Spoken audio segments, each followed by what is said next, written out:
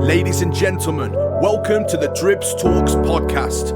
We're bringing it to you real, raw and uncut. A safe place where we can talk about anything and everything. So like, share and subscribe. But most importantly, keep it locked.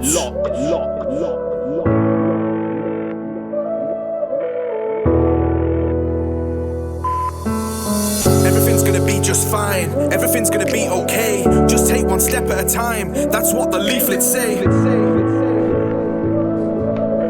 Yes, people, welcome back to another episode of Dribbz Talks, the podcast where we look for some of our community's most unique people and bring them to the hot seat to talk about all the positive things that they've done. Now, this episode, I'm a little excited to say the least. I bring to you Marcus Keane, who is the man responsible for the ever-growing Facebook group Telford Memories, a man who's brought 39,000 people into a community to reminisce of days gone by. Welcome to the show, Marcus. It's a pleasure to have you down. Welcome, Dribbz. I'm glad to be here. Cool. So, for the listeners that aren't aware of yourself, can you give them a brief introduction? Yeah, my name's Marcus Keane. Started Telford Memories back in 2013.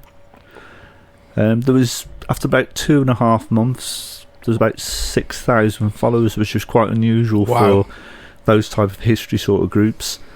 That sort of got attention from Shropshire Star, BBC Radio, things like that, Shropshire Radio.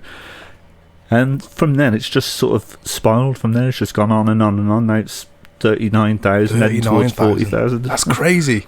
Absolutely crazy. So, for the listeners that aren't aware of you, and the reason why, you've become fairly well known online and within Telford, I want to take it right back to growing up for yourself. So, was you originally from Telford? And if not, what brought you to Telford? Yeah, I was originally from Birmingham.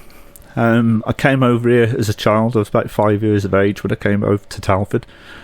We lived on the housing estate on Woodside, so I was brought up on Woodside. We lived in a place called Warren's Way, which is the same place where Richie Woodall grew up as well. Okay. So, I mean, is Warren's Way, is it still there now, or is it, Warren's Way's still there. Right, okay. And so what age did you come to Telford from Birmingham? So I was 5 years of age when I came. So it was pretty new when we came. It was like trees. We didn't sort of, where we lived in Birmingham, was a pretty much slum area type of thing. So there was trees everywhere, fields. The actual housing estate was like a sort of holiday camp sort of thing. Really? It was brand new. It was just an amazing place to grow up on. Yeah, I do recall seeing from your group, there was like a snippet of what they put out to new residents of Woodside, and seeing the pictures and seeing how the houses looked. They were so vibrant back then compared to what they look like now. Oh, yeah. It's crazy. So what brought your family over from Birmingham to Telford? Was they interested in the mining industry? Kind of what brought them over? Well, what it was is... my uncle came over first, my uncle, aunt, cousins, and they were living on Woodside. And my uncle kept saying to my mum, come over to Telford, there's plenty of jobs, there's plenty of things to do, housing and all sorts of things. So we came over for a visit. My parents liked it. So my dad sort of applied for a job. He was still working in Birmingham at the time, so he was sort of like travelling back from Birmingham up to Woodside when we were sort of moved into there. When they came, it was a matter of a place called Upper House in Madeley. Okay. That's where the Telford Development Corporation were. And my parents went into there and they said, right, here you are. Here's 3 sets of keys. Go and look at 3 sets of properties. See which one you like. Take your pick. Wow. And the first one was on Woodside, and they thought, well, my uncle sort of lived there, so they took that one straight away. That's crazy. It definitely isn't like that now. No. I've been in my property for 12, 13 years now, and the scheme to get a property within Telford was like the bidding system. Yeah. Where you put a bid in, and depending on whether you fell into a certain category, but for you to say that your parents walked in and they went, there's 3 sets of keys, go and have a look at you. That's crazy. It is. It's funny how things have changed, isn't it? Oh yeah, definitely. Crazy. So what do you think Telford was like to reside back then compared to now? It was new. like town centre, there was it wasn't until about 73, I think it was, when the Carrefours moved there, and it was a big hypermarket, and you already had sort of Sainsbury's, and there wasn't that many shops there. Boots, I think it's WH Smith's, things like that, they were there, but it was a lot smaller than what it is sort of now. Am I right in saying that Carrefour was on the same site as what the original Asda in Telford was on? Yeah. Is that right? Yeah, where the old Asda was. That was before my time, mate, but yeah, I do kind of done my research. Yeah, well, that was, it was the biggest hypermarket in Europe at the time. It was a massive place. You could get anything in there. I can remember sort of seeing big car wheels in there and all sorts of weird things, cakes and... Yeah. A full range of things. Yeah. So, do you think Telford had a real community feel back then, or did everyone keep themselves to themselves? Oh no, it was definitely a community. Yeah, I imagine it was. Yeah, the Woodside Estate was a community. You had sort of like the centre of Woodside, and they had like a community centre there, and a lot of things went on there. As kids, you'd go in there on a Saturday, and you could go and watch movies in there. Wow. You'd watch some old movies. It was like I think it was like Flash Gordon, the original Flash Gordons from way back before my time, sort of thing. And you had, I think it was Old Mother Riley. They showed that, and then you'd have the main sort of film there, and that's where you went to go and see. And that was within Woodside, right? On Woodside, yeah. That's crazy. Are these places still there now? No, long gone. The community centre was knocked down. The pub, which was the main pub, which was the Dolphin on Woodside, that's been knocked down. And you've only got the Elizabethan now, which is down the road, sort of thing. Yeah. So, I mean, when I think about local history, I tend to refer to my granddad, because I learnt a lot from my granddad, and I spent a lot of time with my granddad, who's passed away now, but I feel very blessed that I took the time to sit with him and learn his stories. So I got kind of a good overall view of how Telford used to be way back then. And my granddad was originally from St George's. He was part of the mining background, so he was down the pit from a very early age. He grew up in the miners' houses within St George's, and spent a lot of time within Oakengates, and resided in Donington, and he said himself it was very much in them kind of times, it was very much like an open door policy. Like you could nip to your neighbour and just give him a little knock and walk straight in, and can I borrow this? And what I'm trying to say is, like, 2025 we're in now, 2025 now, there's some people living next door to other people that have never even spoke before. Was it very much like that, or was it everybody? Did everyone know each other? Yeah, everybody knew each other. I mean, the way Woodside was designed, it was designed so that the kids didn't have to cross roads to go to the school. Oh, right, okay. They didn't have to cross roads to go to the shops. It was all sort of on the estate, and that's the way the design was. And where I lived, there was like a square, and we used to play on the square, so you had all the houses around this square. And that's a lot of that on Woodside, sort of them little squares and things. Right, I see. I didn't realise that's how it was designed. So kids didn't have to cross the road. That's it's a really clever way of designing it, I suppose. I mean, there was a time, I know from speaking to other people, that there was a time in Telford that you could actually go out to the shops and leave your front door unlocked. Yeah, a lot more. I think that's a lot more before my time. I think as time went on, people didn't sort of leave doors open, but a lot of my parents talk about that sort of time. There's lots of things that like happened even when I was a child, of an 80s child, to now, and you just think now you just wouldn't do it. Like, for example, I can't remember it, but I was always told that I would fall asleep as a child in the back of the car, and my dad would just pull up, go in the house and leave me in the car asleep. That was fine to do. Yeah, I can remember like people used to go to the shops and leave the kids outside in a pushchair or a pram or whatever, and go into the shop. And that was all right to do. It was okay to do that back then. Yeah, but now I mean, there'd be childline, there'd be social services, there'd be everything waiting to knock your door if that was to happen. It's crazy how times have changed. Yeah, but I mean, I can remember sort of like my parents saying to me, I was probably about 8 years of age or something like that, give me a note and say, go to the shop and go and get me cigarettes for me, and it'd say on there, please can you serve my son to 10 Woodbine or whatever, sort of like that, and you'd take it to the shop and hand it over with the money. They'd give you the cigarettes and then take it back home. So nothing to do with the fact that you're a child. As long as you've got that piece of paper that your mum and dad have signed, that's fine. That's okay. You can get anything because that's signed. Yeah. Wow, it's crazy, isn't it? It is I think crazy. even the off licence. I remember going to the off licence to go and get a bottle of wine from my mum. Really? Yeah. Wow. So, you know, we're going to move away from, I mean, we definitely are going to touch back on Woodside because obviously that's the area you grew up in, but Telford on a whole, can you remember any particular areas in Telford that were brimming with activity back when you was a youth that might have been left to decay these days? A lot of people went to the town park, which is still there, and you still got the sort of the park area and things. The amphitheatre, which is still there, which is not used anymore, where all the bands used to play. And you can see photographs of people, and the bands were there, and it was quite a lot of people there, and that's sort of not used anymore, so that was used quite a lot back then.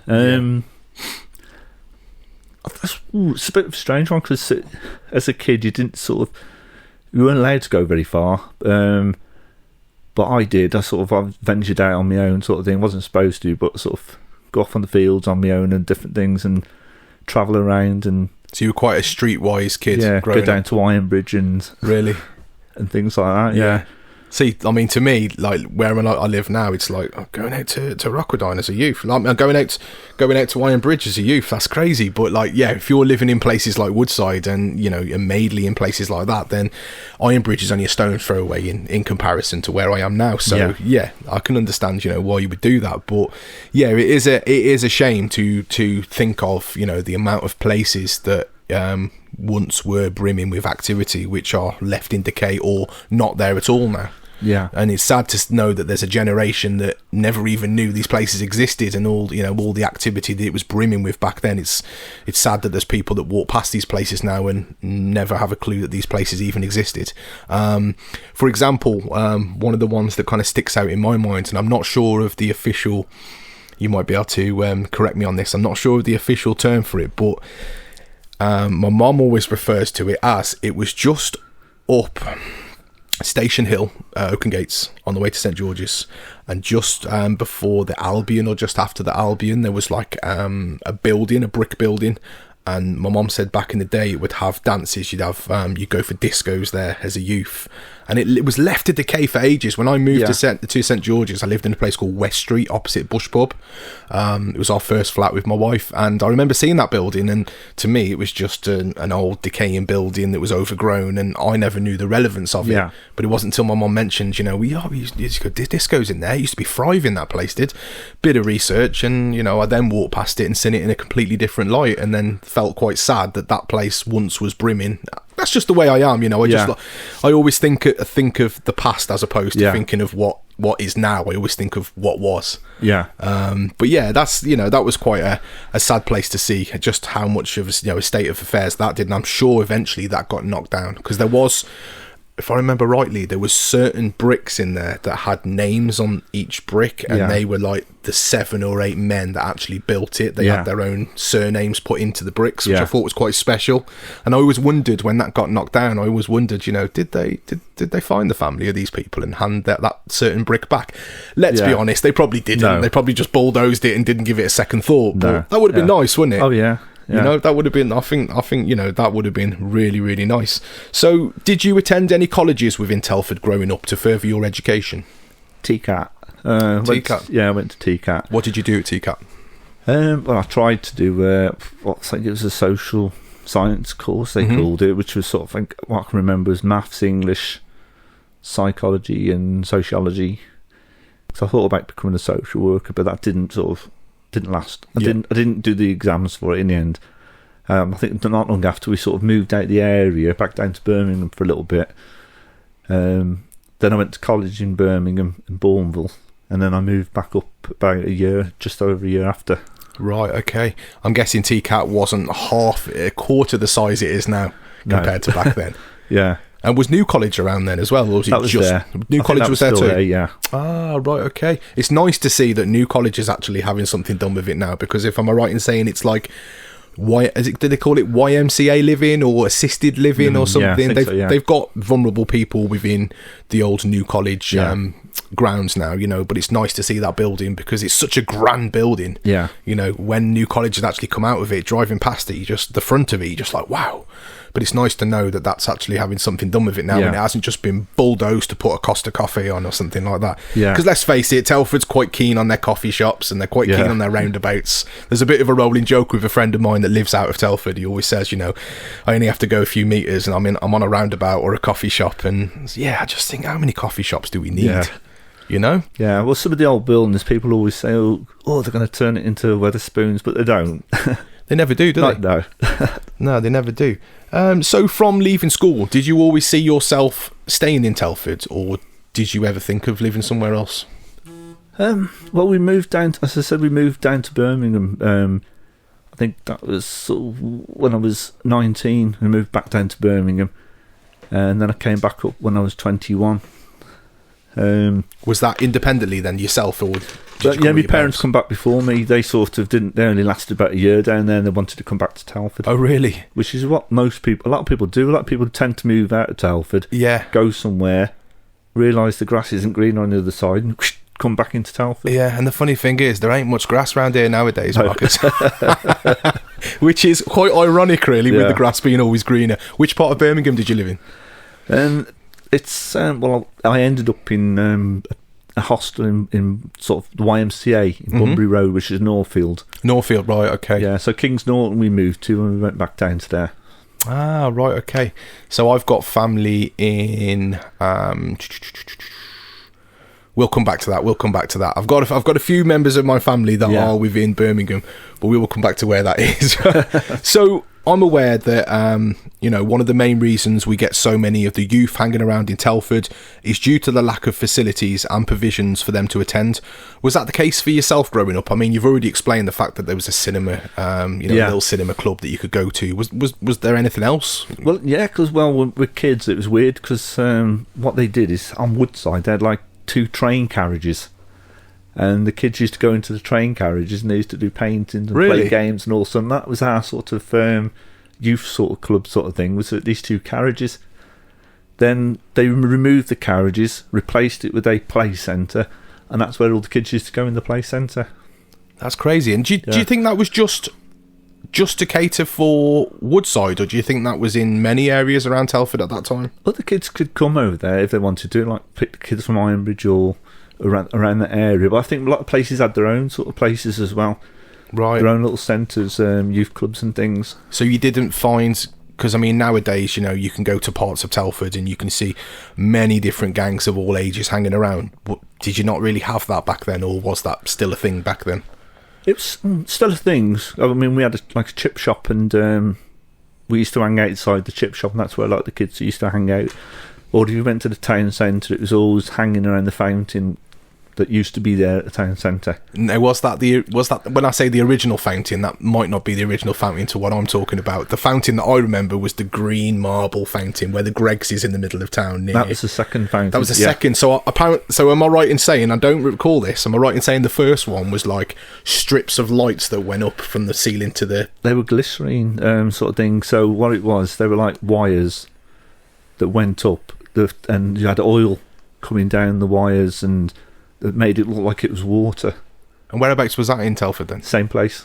Oh, same place. Yeah. Oh, okay, right. Yeah, so that was removed, and then that one was put there because that was the one where people threw money into. That's right. Yeah, because the green marble one was always like, for me, it was always a meeting point, because like there was a time that we didn't have phones, so it was we went uptown. It was like, we'll meet you by the fountain at so and so o'clock, and we'd have first dates there where we'd meet a girl there and like have a look and either walk by or walk to them, and that was kind of our meeting point really. That green marble. So going back, and this has just popped into my head now. My family are from Chelmsley Wood in Birmingham. Oh, Chelmsley Wood, yeah. There you go. So, I lived there briefly. Oh, really? Yeah. A couple of them still reside there. They tell me that it's not a nice place to live, but apparently back in the day it was quite a nice place. Yeah. Quite elegant, but it's far from that these days. That was our first days before we moved to Telford. We lived in Chelmsley Wood. Then we sort of moved out of there into some flats because my mum wanted to be close to her parents. And then we moved from the flats then up to Telford. So when you were living in Birmingham, were you... let's just cut to the chase. Have you got a little interest in football? Not really. Not really? not a fan of the old Birmingham City? No, my family... Up the Blues? Yeah, my family follow Birmingham City. Your family are Blue Noses, Yeah. right. There we go. Shouts to Marcus's family, because I am a Blue Nose, Yeah. through and through. So it's nice to know there's others. It's nice to know that there's other people cheering them on. 'Cause Yeah. sometimes I think there's just me. And I do say, as a Birmingham City fan, you have to get used to losing. You do. Yeah. You do. But yeah, I do ask that question when Birmingham's mentioned. I'm like, which side are you from? Is it the Villa or the Birmingham? And Yeah. sometimes if I mention the Birmingham, they're like, oh, hang on a minute, we're Villa through and through. Yeah, there's a lot of people out there, but it's nice to know there's other people that support Birmingham. So when you're talking about, the gangs that used to hang around, excuse me, when I was younger, I never attended, but we had the Gower in St George's, because obviously, coming from Donington, there wasn't really much in Donington with aspects of like youth clubs and stuff. I'm sure they tried them, but I don't think they were engaged very well. Now, we had the Gower in St George's, which, for the people that aren't aware, the listeners that aren't aware, the Gower was built in 1873, and it was originally a hospital for the mining community, and then from 1879 to 1960s it was a school, and that's where my granddad attended. So my granddad used to tell me a lot of stories about it when it was a school. And then it later opened as the Oakengates and District Youth Club, and then eventually it changed its name to the Gower Youth Club, and that's what I knew it as, the Gower Youth Club, which at the time was accessible to my generation. But around 2004 the club closed down due to the cost of maintaining the historic building, and it was left abandoned from then on, really. But I always say, you can have these provisions, but doesn't necessarily mean that people are going to engage in them, does it? No. It's like the old saying, you can take the horse to water, but you can't make him drink. You can have these things set up, but you need something to pull them in the first place, really. Yeah, there's loads of petitions going around to sort of get it back into use. They need to. That is such a grand building. Yeah. Again, when we drive past, I always look at it and I'm like, my granddad went to that school. I mean, look how grand it is. It's such a shame that, I don't know whether it'll happen. It'd be nice if it gets restored, but I mean, it is a grade listed building, isn't it? So they can't bulldoze that, I don't think. I mean, they haven't yet anyway, so that's a good start.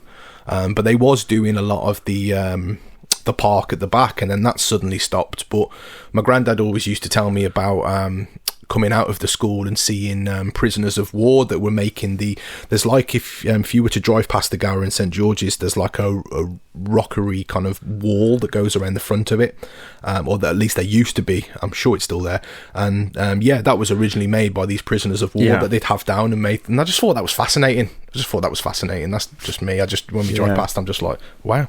Yeah, it's got a lot of history, the Gower. Absolutely, and there's a lot of places with a lot of history. Have you always been interested in history, Marcus? And at what point did you really take a strong interest in all things local? I think, I can remember back at school, it was one of the lessons that I did like. We had a good history teacher, and he always used to make history fun for us.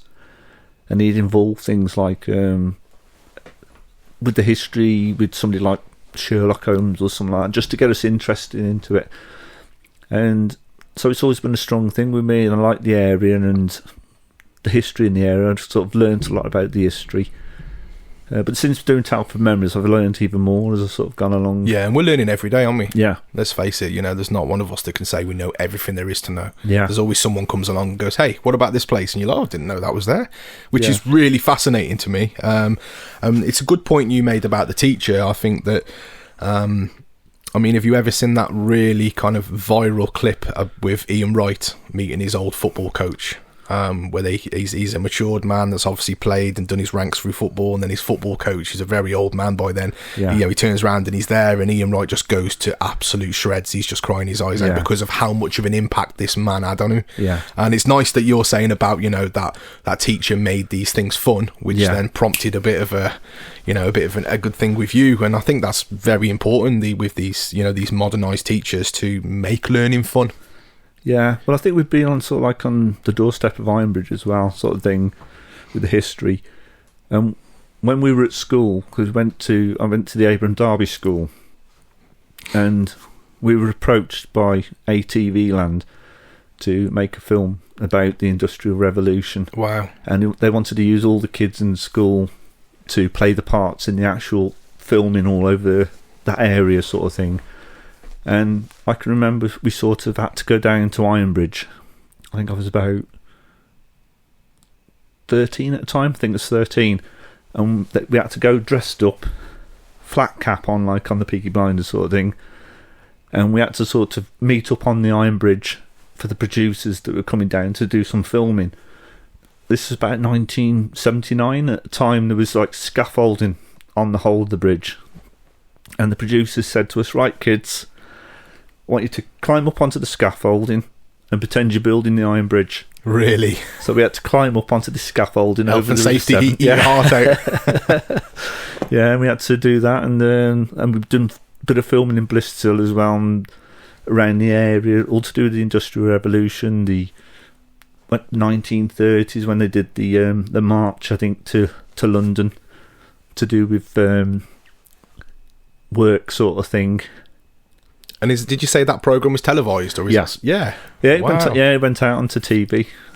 That's crazy. It'd be amazing if you could have got a copy of that. I'm sure it's Yeah. floating around on YouTube somewhere. There's a lot of stuff that's been from VHS to YouTube now, so you never know, mate. Yeah. Do some digging.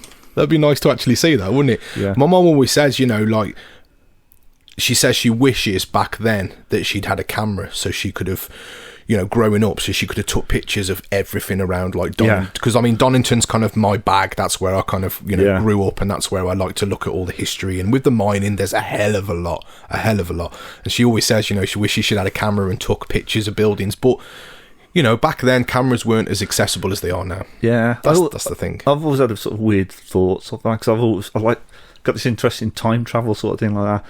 It'd be great to sort of go back in time, take a camera, and then go around taking some pictures. Your page would be made if you had a camera to go back in time, mate. I mean, it's doing good now, but bloody hell, it'd be doing even better, mate. Yeah. That would be amazing. So can you think of like any particular areas of Telford that are long gone now and no one would have even knew they existed, but you kind of wish they were still around? Yeah, that's Dart Lane, which is something I brought to people's attention. So a lot of people didn't know about it. People in the area did, but a lot of people didn't know about it. And Dart Lane was this village, and this village that had its own chapel, its own railway station. It was houses that were built for miners, and it was Thomas Botfield, and that's where the Wetherspoon sort of got its name from. And the people who worked for him, they lived in these houses in Dart Lane, and it was a beautiful village. And I learnt about it, and there's actual video on YouTube where you can actually see the actual village. Wow. And it was there, and it went sort of from where the old Asda was right over to Hollinswood into the town park sort of thing. It was a massive village, and the TDC decided that they were going to do these compulsory orders, get the people out of the houses, knock the whole place down, and then they wanted to build the town park and sort of the town centre and things like that. And is that what they did? That's what they did. Wow. I did not know about that. So those people were all sort of displaced and put into different areas of what was sort of like Dawley Newtown, then became sort of Telford. And was this all connected via train tracks, did you say? There was a train, yes, train station. It was called, even though it was Dart Lane, it was called Mallinsley train station. Oh, right, okay. Not Dart Lane train station. No. No. Makes sense, wouldn't it? Oh, right, Yeah. okay. Wow. And not a single Costa coffee in sight? No. Amazing. Yeah, but this video, you should see this video. You watch it. What happened was there's a guy that sort of lived in the village, and he had one of those cine cameras, which no sound, just sort of film sort of thing. And he decided to go around the village, and I think they were having I don't know if it was a wedding or something like that, or a christening or something. He went round filming the village, and what he did then is he put the film away. And then all this happened with Dart Lane. It was demolished and everything. And years later, his son was going through the attic or something, come across this cine camera thing. Wow. Decided to put it onto YouTube with music, really somber music. Which makes it effective straight away. Really effective. Yeah. And when you watch it, it does bring a tear to your eye, because you know what's going to happen to that village. Yeah, the fact that it's completely no more now. Beautiful and like you village. said, there's a generation that wouldn't even know anything about that. No. I mean, until you brought that to me, I didn't know a thing about that, and I know quite a bit about my local history. But yeah, like that's crazy. Oh, yeah. I wonder if there's many more, cinematic footage in people's lofts that are still yet to be found. Yeah, there's been a few people who've put some on Telford Memories. They've found old footage and put it on there. I'm always quite fascinated in the Forest Glen. Yeah. I obviously didn't know anything about that until I went to Bliss Hill, and they were like, oh, it was situated at the bottom of the Wrekin. I'm like, I need to know more about this, because that's the thing with me. If it sparks an interest with me, I don't know if it's my ADHD, I will obsess over it for at least a couple of days. Yeah. And the person that gave me the best insight of the Forest Glen was the lovely Vera that lives next door to me. Lovely lady. She was actually born and raised at the halfway house at the top of the Wrekin. Yeah. So she's got loads of memories of the Wrekin when the halfway house was grand, and they had the old, I can't think what the word is, like the boat swings. Yeah. So they had them, and like people could come to them, and they could stop and have tea and coffee and scones at the halfway house. And yeah, she tells me lots and lots of stories about growing up, on the Wrekin, and that was one of the things that she used to mention was about the Forest Glen, because her dad had a lot to do with the Forest Glen, and seeing pictures from back in the day of there with all the the gentlemen with their top hats and all that stuff, and it seems it looked like it was quite a wealthy place to be. Yeah. But it seems like they just hosted weddings and lots of other balls and stuff like that. Yeah. So all sort of community things happen there. But again, to go into Bliss Hill and walk into the Forest Glen, and like, for me, I'm like looking around, looking at the walls, I'm thinking, I don't know how much of it's been restored and it's not the original, but looking around, I'm like, if these walls could talk, they'd tell years of, do you know what I mean? I just find these things fascinating, mate. I just find these things fascinating. I've heard people say that it's not the same as what it was when it was there, yeah. Oh, right, okay. And was it situated where the car park is now then? Am I right in saying that? Right at the bottom of the Wrekin? Yeah, they call it the Urkel, sort of. Do they? Opposite, sort of, you've got the Wrekin, and there's some sort of the Urkel, which is like rocks all there, and it was sort of there. Ah, right, okay. Yeah, that's interesting. And I'm sure there's lots of other places that we could think of that, that were once grand and now they're no more. And it's to me, it's just a bit of a shame, really. That's how I see it. Yeah. But yeah, there's like I said, there's the Forest Glen, many other places. But I think it's really important to just pay tribute to these things and remember these things, and even to the point of like, we'll go into it very soon, but famous people that are from Telford, people that have done things proactive in Telford, like there's a graveyard near me, and I was walking through it. I'm a bit strange. I like to walk around graveyards. I like to look for the oldest gravestone. That's me. If there's one for the 1800s, I'm like, wow. Yeah.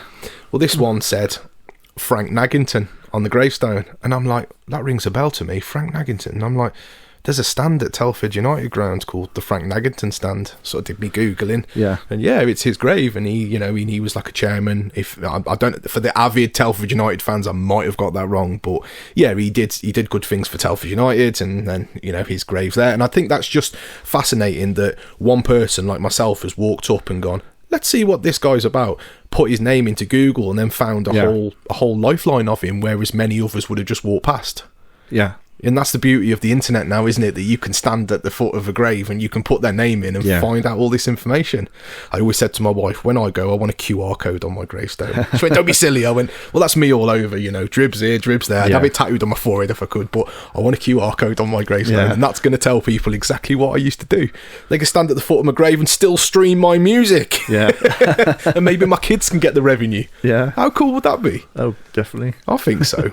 So, do you think that it's a generation thing to why some don't have an interest in what was and they're more interested in what is now? I think people they forget about the past, and they just sort of living in the future sort of thing, and they get a lot. Sort of kids don't learn about the things that went on or the past, or they're not taught it. That could be down to schools and things like that, not teaching the history and things. But aside from the schools, do you think it might be the way they're brought up as well? Yeah, could be. It all depends. I mean, sort of our generation still remember the past and remember what went on and still talk about it. It's when people stop talking about it, I suppose, it'll sort of stop. Absolutely, yeah. I often say this It's sad to see, like, I mean, again, my granddad, because he was a miner, he spoke very old, the old Shropshire, and all that, mon, and shut the bloody door, and all this stuff, and like, obis, and all that. And I know they say that's Dorley, but again, like, my granddad lived in Donington and grew up in St George's, and he still spoke like that. But there was like a generation of old men that would speak like that, and it's sad that they're dying off, Marcus. That's what I'm trying to say, basically. Like, I'll never hear them one-liners that my granddad used to say. He used to say some really like quirky ones. He used to, when it's wet, Kendall's keeps you dry, he used to say to me, and I'm like, what's that? And it was an old advert. The finest umbrellas you can buy, apparently. And Oaken Gates, where everybody congregates. He used to say that on Saturday night. They smack their lips to smell the lovely fish and chips. Little things like that, like, I carry them things to me, like, because they just make me smile, because I just remember him. And I come across an old man who was very old, probably in his 80s, the other week, and he just sounded exactly like my granddad, and I was like, so lovely to hear that old Shropshire again, like, do you know what I mean? Because he was strong with that, and it's sad that era is kind of dying off now, and like, you haven't got them kind of really them old people who had that generation of speaking like that. Do you know what I mean? I think what's happening now, I think it's I think there's a Telford accent. Do you? Yeah, interesting. Which is a cross between the local accent, but with the Midland mainly the Midland interwoven into that accent. So they keep a lot of the old. If you listen to people, it's like I went on the phone. Well, I work with phones and things like that, and when I went on the phone, I was talking to somebody who was in Scotland who'd been in this area before. And straight away, they knew I was from Telford, and they said, "Oh, you're from Telford. I can tell by your accent." But I don't think, you don't think you've got an accent. No, I don't think I've got an accent, but yeah. But obviously we have. But I am sick of, like, when I'm out and about and they're like, where you from? And I'm like, Telford. They're like, never heard of it. Near Wolverhampton and Birmingham. Oh, right, okay. I'm like, oh, how many times do I have to say the same thing over and over again? Let's go back to Telford that once was. Now, did you actively take advantage of the Telford nightlife back in the 90s, and how do you think that that's changed compared to going out around Telford now? Well, the strange thing is that Cascades was the place that sort of people were going to go to, sort of thing. It was a brand new nightclub. It was due to be opened. It was the Radio 1 DJ that opened it on the night. I think it was Bruno Brooks or someone like that. It was they were opening up on the night. I was 18 at the time. I was with some friends. We went next door into Quenchers. Came out of Quenchers, joined into the queue to go into Cascades. Went all the way down this massive queue. Got to the doors. The bouncer sort of waved my friends in. Got to me. No, you can't go in. Why? You're not old enough. I am. I'm 18. No, you're not. And they wouldn't let me in. Oh, no. So I couldn't get into Cascade. So, and then I sort of, as I said, ended up moving back down to Birmingham. Went nightclubbing in Birmingham. Came back to Telford. Went to Cascades. Went in. Couldn't believe how small it was. Yeah, there's kind of no comparison when you've been nightclubbing in Birmingham to Telford, is there? Let's face it. No. I mean, I must say, like, the people that I know that experience Cascades, they talk very highly of Cascades, and maybe that was because they never ventured any further. Yeah. But a little shameless plug, because I am going to do this. I've got a friend called DJ Corky who has started an event called Back to Cascades. It's doing really, really well. I'm running the social media side of it. We've got about 2,500 members now. The traffic through the page is great. People are sharing their stories, and we would love, and I say we because we're both kind of in this. Although I never experienced it, I'm using kind of my social media experience and promoting experience, and he's spinning the tunes and getting the people through the door. And we would love to have used the original Cascades building. We to the point where we actually contacted Telford Town Centre and we said, what does it take? And Telford Town Centre put us onto the estate agents or the letting agents that own the building. And I spoke with the CEO of the place, and he basically told me that it was been stripped out to its bare shell. It's not even publicly accessible. They said it's actually quite dangerous to go in there, so you'd never in a million years be able to hold anything in there. But yeah, me and Corky were saying, wouldn't that have been amazing to hold Back to Cascades in the original building? Yeah, So, last time I went in there, I think there was a Vox or something like that. And, okay. And Shutsy, Paul Shuttleworth, he was doing the DJing on, and that was like a Cascades, back to Cascades sort of night. Yeah, a few people did do these events, but I mean, from experience, from talking to other people, I don't think they were attended too well, and they didn't last too long. No. But Back to Cascades is here to stay, as far as we're concerned, mates. That's my little shameless plug, anyway. Check out the Back to Cascades Facebook page for all things Cascades. Lots of people are sharing their memories, which is really nice. I had lots of memories of Cascades. When I came back up, I started using Cascades a lot. Oh, really? There is some, because obviously I never experienced it, and listening to Corky's stories, I'm like, I wish I'd experienced it. But like you said, I've performed all over the UK at various clubs of crazy sizes. So if I was to be put into Cascades now, I'd probably go, it's a bit small, isn't it? Do you know what I mean? Yeah. Because I've experienced things out of the county like yourself, So, but yeah, for what Telford had at the time, it was all right. It was good. Yeah, it's good. I mean, you had Shimmers, you had Quenchers, you had Cascades. Yeah, so I think the rumour at the time was that when they built Cascade, there was a contract that said that no other nightclub could be built within so many miles of Cascades. So the closest one to that was at Wellington at the time. And you had like what became Rumours. That used to be the Barons Club originally. Then it became Rumours, but it was still known for its sticky carpets and things like that. Yeah. And then I think when the contract ran out, it became Athena Cascades. And then they had Oaken Gates then, so you had like places popping up in other areas, sort of thing. Yeah, I was told that it was purposely built to be a nightclub. Yeah. That place. It wasn't like it's been converted. It was purposely built to be a straight nightclub. But there was, I know there was filming done in there, Hitman and Her. Yeah, that's what I was leading to. I've seen that on YouTube, and that's the closest I get to experiencing it, because that's some fantastic footage there. All the people in their retro gear, and they're all giving it some. And I've heard a few stories about when Hitman and Her came, and just how freaked out apparently the I don't know what the female's name is, but apparently she spent 99% of her time in the dressing room because she was too scared to come out because of the drug culture that kind of followed nightclubbing. Apparently she came out and did the filming and then went straight back to the dressing room. Yeah, that's Michaela Stratton, I think. Is that her name? Right, okay. Pete Waterman.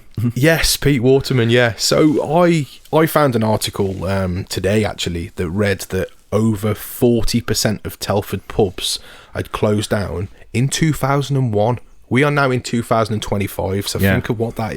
If it was 40% in 2001, 2025, I'd be quite scared to see I'd be quite sad to see just how many have probably closed down now. Yeah.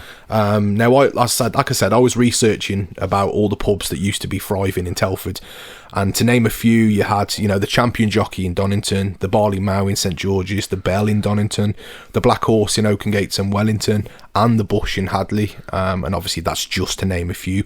What do you think was the main contributor towards the downfall of such iconic drinking establishments closing down within the area? I think some people would probably say it was when they stopped allowing smoking in the pubs. People stopped smoking and they had to go outside, and that sort of stopped it a bit. Then I think it was the prices going up every year when you have sort of like the budgets and things like that, and then more money was sort of put onto the pints, and the price went up. And supermarkets did a raving sort of trade of really cheap booze and things like that. And so that's what I think what happened. People started drinking at home, and that's still what it is like today, isn't it? Yeah. It's cheaper to drink at home than it is to go out to a pub. Yeah. But it's sad, really, because there's a lot of people out there who, mainly like the older people whose partners may have passed on, and they don't really see anyone to day, so they use the pub as a social element. Do you know what I mean? As opposed to just getting bladdered, they actually use the pub as a social element, because that might be the only conversation they have all day. Yeah. And it's sad that these, like, I used to call them the old men drinking pubs, the ones, but it's sad that they're a dying thing now. And it seems that I worked at the Bell and Bales in St George's for a few years. Yeah. I did behind the bar in there, and it was very clear to me that the only way these pubs would ever survive was as if they had a food chain attached to them. Yeah. That's what it seemed to me anyway. The standard drinking Banksy's pubs would just going one after another. But if you had a food chain attached to it, I don't know, like is it a Wrekin Giant or a Hungry Horse, whatever you call them? I don't know, a Brewers Fair or something like that. Yeah. That's the way that it seemed like they would survive, as if there was food attached to it, and if there wasn't, and it seemed that they would die a death. And that's quite sad, because I mean, I would love to know the amount of pubs that there actually was back in the day, but I'm sure there was absolutely hundreds. There were so many in Wellington that disappeared. Yeah, and Dawley. I mean, there was loads. Really? In Dawley, absolutely loads of them. But I think when they brought television screens into the pubs as well, that sort of killed off the art of conversation with people in there as well. Yeah, I guess it did. Yeah. So how does it make you feel to travel across Telford and see factories and housing trusts building upon so much of our green space? Like the same spaces that generations above us would have gone out, I don't know, potato picking in them fields and whatnot. Yeah. But it's sort of like, I mean, people want to sort of keep the area sort of green and keep the place as it is. But on the other hand, you understand why they're doing it for, because the shortage of housing and things like that. You need more houses for people.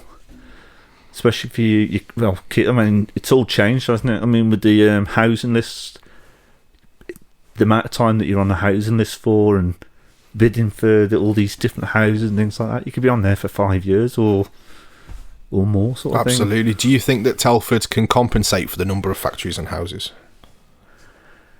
I think it's changing. I think the more houses are sort of starting to go up now.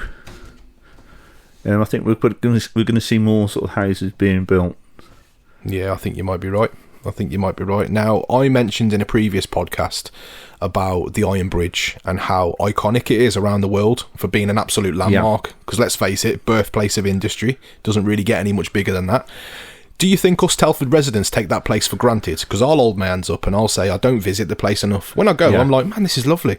But because it's on our doorstep, I don't visit the place enough, whereas I have been before, and you've seen people from China that have bloody come over just to see that bridge and take photos, and I'm just like, man, this is on my doorstep, and I just feel that I don't appreciate the place enough. Do you think that's a whole thing in Telford? Do you appreciate the place enough? Growing up, I've seen a lot of the Iron Bridge sort of thing. I know that people don't. You get people come from all over the world, as you said. A lot of the Japanese people go there, a lot of the German people, a lot of people from all over the place. And I was talking to a taxi driver not long back, and he was telling me about this. He got a call to go and pick somebody up from Telford train station. Went up to Telford train station.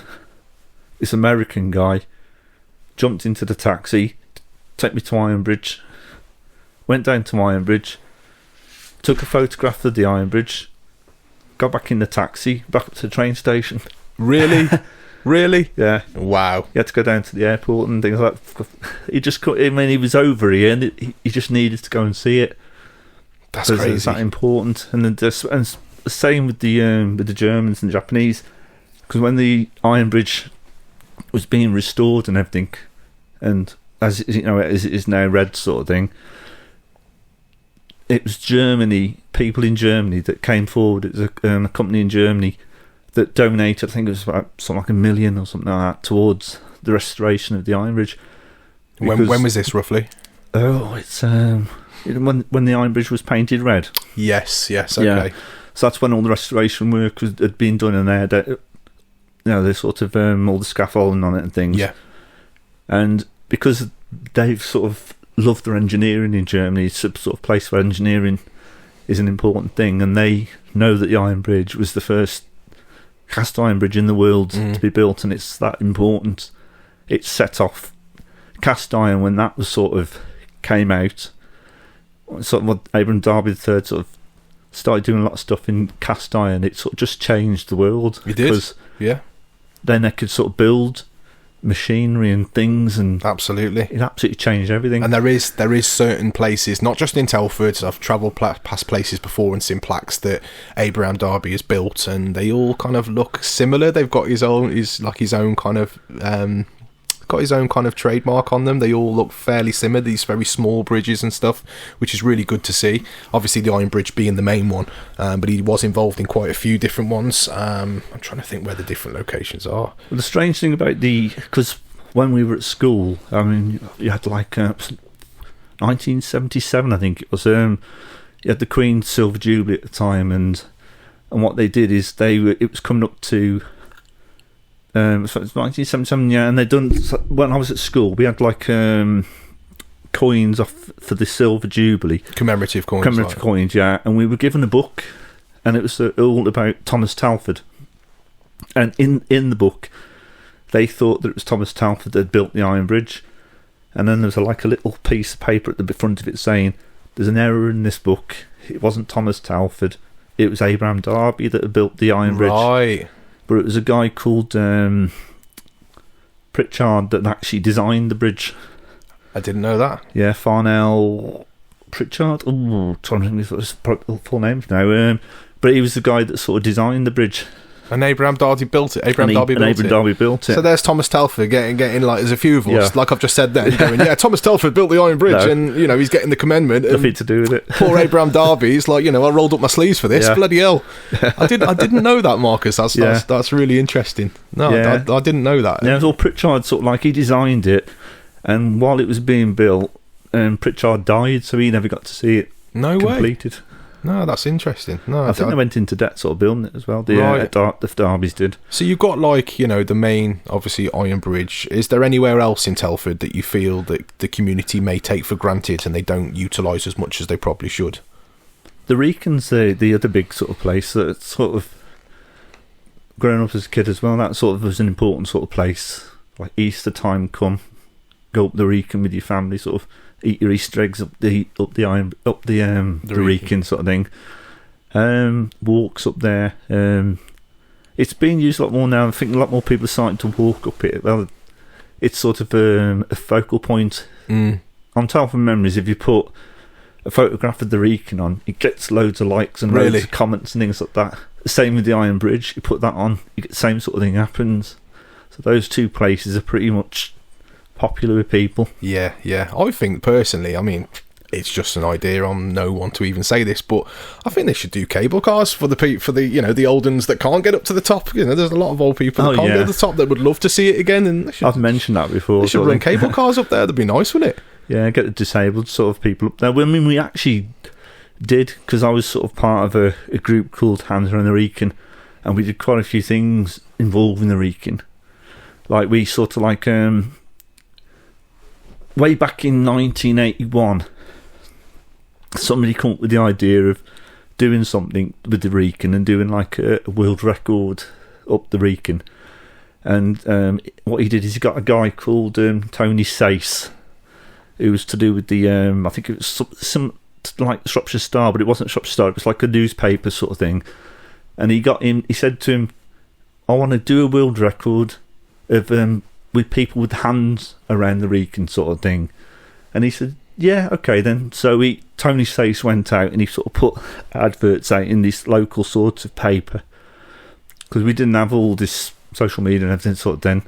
And he just put the thought out there, we're going to do a world record, turn up to the Wrekin, put hands round and see if we can do a world record. They got the Guinness Book of Records people to turn up. Tony Sace turned up with his wife on the day, Debbie sort of thing, and they were sort of there, cold. It was cold and everything like that on the day, waiting there, thinking, is anybody going to turn up, to do this record? Or we're going to look stupid. And all of a sudden, people started turning up and turning up and turning up, and in the end, 17,000 people turned up. 17,000 people.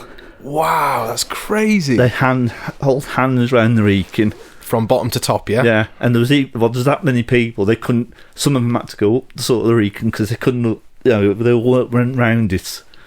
And they played John Lennon's Imagine and held hands, and the record was set, sort of thing. That must have been a moment. Oh, yeah. And they set that record, They set the record. That's amazing. Yeah, wow. It got broke eventually by the Chinese, but... of course it did. But, yeah, they couldn't believe it. So when we decided to try and do something similar, we just wanted to do a world record sort of thing, we couldn't get the amount of people, because it's completely different. Because back then, you only had like 4 channels on television, and people sort of came out. Yeah. It was more of a community sort of thing, and when that sort of went out, they all turned up. But when you did it this time round, not everybody was interested, so I know they're all busy doing other things. Yeah, life. Yeah, you've got all your channels to watch and all. Yeah, sort of people have got 101 excuses not to do something, haven't they? But some people turned up. Originally, we were going to do hokey cokey on top of the Wrekin sort of thing, but then we changed our mind on that. We decided to try and do the most amount of selfies sort of on there, and we nearly did it. We didn't quite do it, but we sort of we did that, and then I came up with the idea of getting a live band on top of the Wrekin. Yes. So Savannah, we decided to get them up there. There's a guy called Kevin Maddy and Dan Harris and a lot, and there's a group of us, and we all sort of got together, managed to get them up there. It was quite a hard thing to do because you've got somebody who owns the bottom of the Wrekin, somebody owns the top of the Wrekin. You had to get permission off both the people to get up there, to get a live band up there. But we did it. We got it up there, had a concert. And there is footage of that on YouTube. I think there's a Shropshire Star clip on YouTube which shows the the gig on top of the Wrekin. There's still quite a few people that don't know that, but yeah, the Telford-based band Savannah did their very first concert on top of the Wrekin, which is just amazing to me. I think that's really cool, and commend you for having a part in getting that going. Yeah, it was a brilliant day. We had the Shropshire Star there. I mean, somebody filmed from up above and that sort of thing. I think there was a drone as well going up there, sort of thing. But so we done that, and then we decided to do another thing. We wanted to get this disabled girl wanted to go up the Wrekin, and she was in a wheelchair, and she'd never been up the Wrekin in her life. So we arranged for that to happen as well. So we managed to get her up to the top of the Wrekin, and that was a brilliant moment as well. And we had a reunion up there. There's a guy used to live in Dawley, emigrated to Australia. He'd been over there for most of his life, sort of thing, coming back over, and he wanted to go up the Wrekin, so we arranged for him to go up the Wrekin, and he had a surprise party up there waiting for him, sort of thing. That's really cool. And it's all memories for such a important landmark. I mean, I only have to walk out of my street, and my backdrop is the Wrekin, and it's lovely to see. It is lovely to see. And I've got a lot of fond memories of going up the Wrekin. I would mainly used to moan as a child, like, oh really, can't be bothered, my legs are hurting. But going back as an adult now, as unfit as I am, I do enjoy getting to the top and having that sense of satisfaction and feeling like you're on top of the world. With the weather and whatnot, seeing all them pictures of the clouds. I wish I was up there, Marcus. Like the blanket of clouds, almost like you could step up on them. It was brilliant, that was. I thought that was amazing. And I often, because I can see the Wrekin from my back garden of an angle, New Year's Eve, for example, step in the back garden, you'll see people firing fireworks off the top and stuff. And they did the lasers, didn't they? A couple of years ago, wasn't it? I don't know when that was, but they fired lasers from the Wrekin to different places. And that was cool, seeing them come across the village. I know some weren't as effective as others because of light and stuff, but there's been some really good ideas, and I hope that they still carry on these things in years to come, and they have fresh ideas and new ideas to offer. But like I said, I always thought cable carts would be quite a good idea, so people that are elderly and stuff were still able to go up there and enjoy it, really. And I hope that one day the halfway house becomes I think there was ideas of it was being sold and bought by someone, but it'd be nice to have that as a communal place as well, for people to stop off like it used to be. Like how Vera next door was telling me that it used to be like that. It'd be nice to kind of regenerate that again.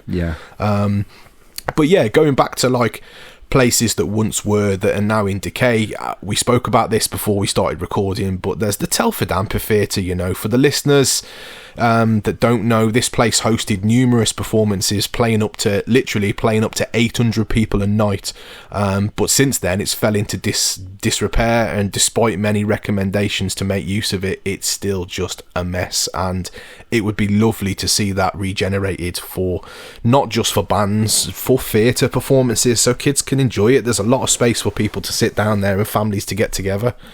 You know, especially with it being only the side of the town park. People go there in anyway, so it would be lovely to have performances down there.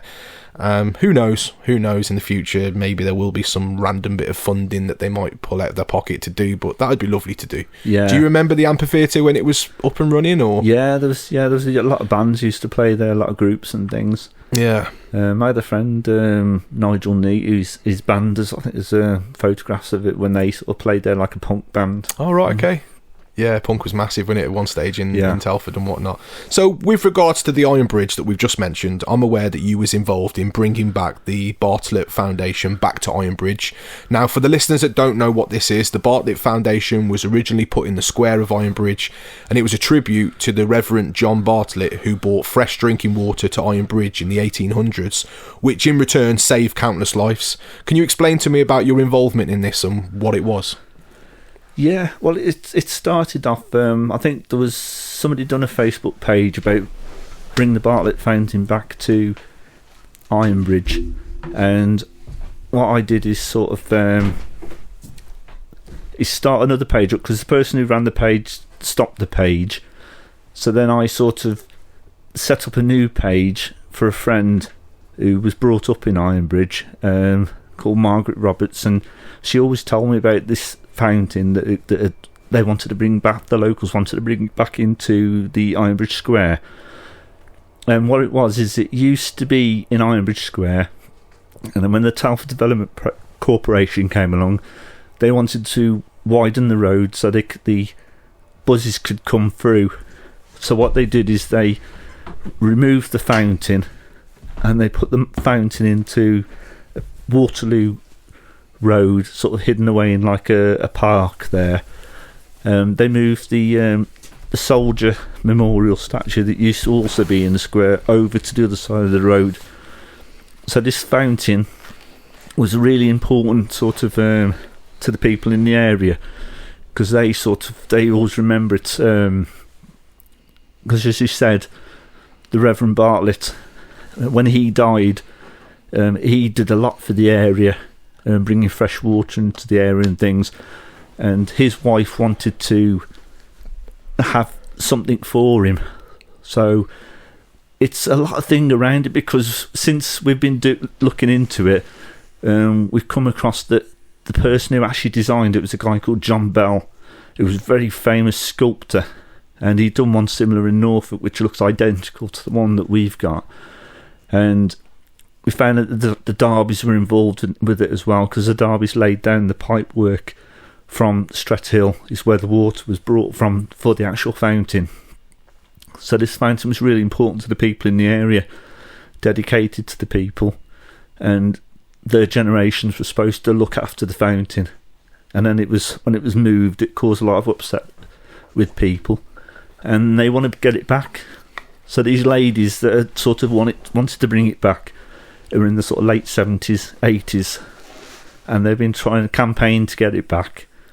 And the Civic Society was set up, which used to exist. I think it was the Iron Bridge sort of Civic Society, and it's been taken over and brought back to life again by a lady called Viv Moore and her husband Tony Moore. And what they're doing is they're sort of campaigning to try and bring it back, raise money for it, and so far they've raised about £17,000 to try and pay for it to be brought back. Wow. Severn Trent are going to supply the water free of charge, setting it back up with the water, and the council are sort of, I think they're going to, the whole of the Iron Bridge Square, they're going to sort of redo it so that there's no car parking on the actual square, because it used to be used a lot back in the day. There used to be a market on there every Friday, Iron Bridge Market, and the community held things on the actual where it is now, but you've got cars on there now, so that stopped all that at the time. When you say the Iron Bridge Square, whereabouts was the Iron Bridge? It's quite embarrassing. I don't know this, but was it where the teddy bear shop was? Yeah. It's next to the Tontine. Okay, right, I know what you mean, yeah. And you're right, yeah, there is tons of parking there and everything, isn't there? There'd just be cars in the way continuously, but yeah, that would be nice, wouldn't it?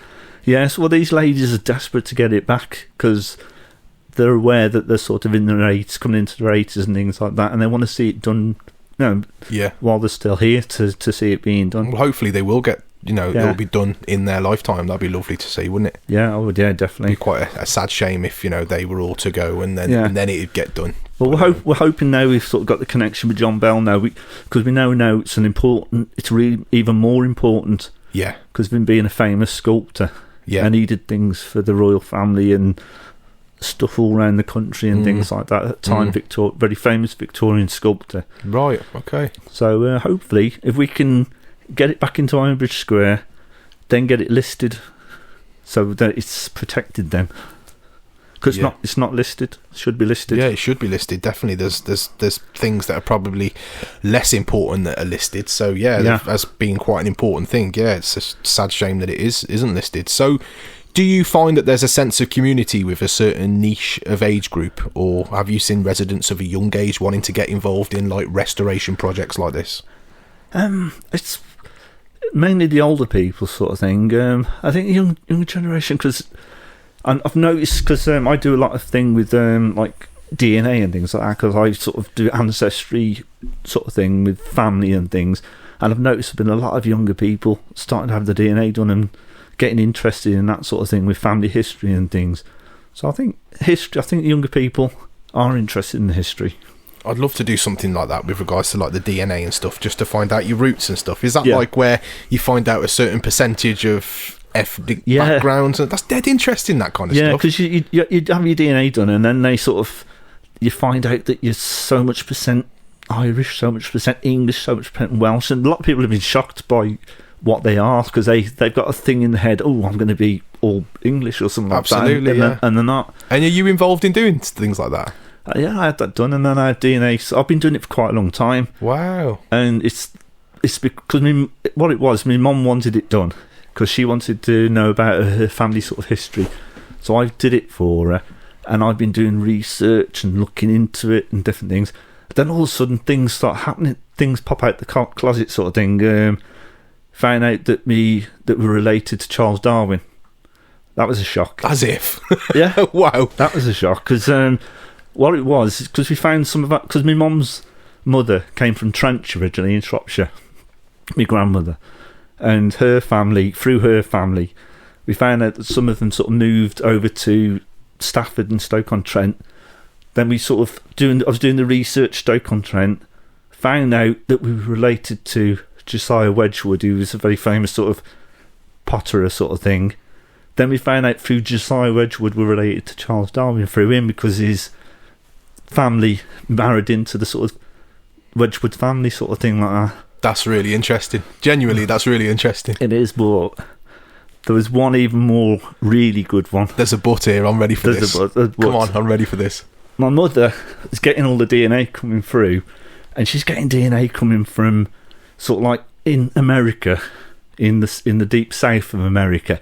So if you know the deep south of America, you've got like New Orleans, you've got like Memphis, Nashville, all that sort of area. And my mum was getting loads of DNA coming from there. There was people coming through who got her DNA. She didn't understand why she was getting all this DNA coming through. So we're doing all the research, looking into it, finding the roots and everything. It's it's really interesting when you're doing it, and you're going down all these names, and you're going up here, there, something like that, and all of a sudden, whoa! Got to tell my mum this. Went to go and see her. Said, Mum, guess what? You're never going to believe this. You relate to Elvis Presley. And she was shocked, because she's a big Elvis fan. That's perfect. My dad would as well. That's for an Elvis fan, that's absolutely perfect. Wow, that's crazy. It's great, it is absolutely mad. So I took my mum to Memphis. We went over there and went to go and see Graceland and everything like that, and Nashville and New Orleans and that, so she loved it. So a part of her DNA is related to Elvis Presley. Yeah. That's baffled me. Wow. Yeah. Wow. Yeah, I bet you didn't expect that one, did you? No, she's 12th cousin. 12th cousin? It's quite back far, so it goes really way back. Yeah. But I think what happened is a lot of people in Shropshire sort of, around the country sort of emigrated for, I think it was to do with religious things. Right, okay. But I found out that we had Quakers in the family. Right. From sort of Ironbridge, sort of Coalbrookdale, all that sort of area and things. And then I think what happened is you had like persecution going on with religious sort of things.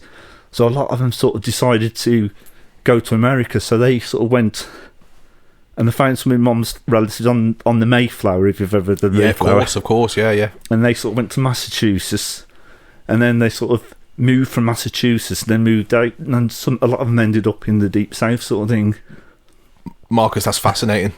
That's fascinating. It is. It's really interesting thing to do if you get into it. Yeah, definitely. Yeah, I wouldn't even know where to start, but I might pick your brains with that at some point, mate. But yeah, I'm very interested in that. So, I've always felt that it's extremely important to remember where you're from and appreciate how residents used to live back in the day. What's your take on this? Do you feel that it's important to carry these values? Yeah. It's I think a lot of things have changed over the years. A lot of values have changed quite a lot to the way they used to be. You see that. I think you see that with people. And you always say that with people saying, "No, you don't see as much sort of respect going on anymore with people, or sort of manners and things like that." I think a lot of things have changed. Yeah, they have. Yeah, and I think it's down to people like yourself to, remind people that, it's very important to remember your past. And people are genuinely interested. You don't have as many members as you've got on that group. For if people aren't interested, people are definitely interested. Yeah. And I feel that your group is kind of a one-stop for everything historic to do with Telford, which is brilliant. Now, like, my main focus was to discuss Telford on a whole with you, and I literally could carry this on for like 3 or 4 podcasts. I really could. But let's talk about one of the main reasons why you're becoming quite well known with your online presence within the area, and that is that you're the founder of the ever-growing Facebook page Telford Memories. Now, this Facebook page it's not a half-hearted page. It is literally, like I said, it's a one-stop. It's not a one-stop thing to moan about everything in Telford. This is a dedicated Facebook page that has attracted 39,000 members, not just from Telford, but across the world. And I'm consistently seeing posts from so many like old or current residents that share their fondest memories of living around here.